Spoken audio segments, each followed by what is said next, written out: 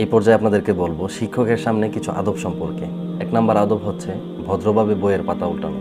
অনেক সময় দেখা যায় ছাত্ররা তার শিক্ষকের সামনে অনেক জোরে জোরে বইয়ের পাতা উল্টায়, এটা আদবের খেলাফ, এই বিষয়টা লক্ষ্য রাখতে হবে। দ্বিতীয় বিষয় হলো শিক্ষকের সাথে তর্ক করা যাবে না। কিছু কিছু ছেলেদের খামাখাই মানুষের সাথে তর্ক করার অভ্যাস থাকে, কারো যদি এমন অভ্যাস থাকে তাহলে এটা শিক্ষকের সাথে করা যাবে না, কারোর সাথেই করা উচিত না, তবে শিক্ষকের সাথে কোনো বিষয়ে তর্কে জড়ানো উচিত হবে না। 3 নম্বর বিষয় হলো শিক্ষকের কথাকে ছাপিয়ে নিজে কথা বলার চেষ্টা করা যাবে না।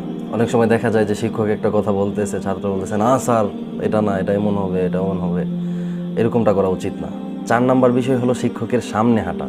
অনেক সময় দেখা যায় শিক্ষক রাস্তা দিয়ে হাঁটতেছেন, ছাত্ররা তার সামনে সামনে হাঁটতেছে, এটা করা যাবে না। যদি শিক্ষকের রাস্তায় পিছনে আসতে দেখা যায় তাহলে রাস্তার এক পাশে দাঁড়িয়ে ওনাকে সামনে দেওয়াটা উচিত হবে। 5 নম্বর বিষয় হলো শিক্ষকের সামনে ঘন কথা বলা অথবা বেশি কথা বলা থেকে বিরত থাকতে হবে।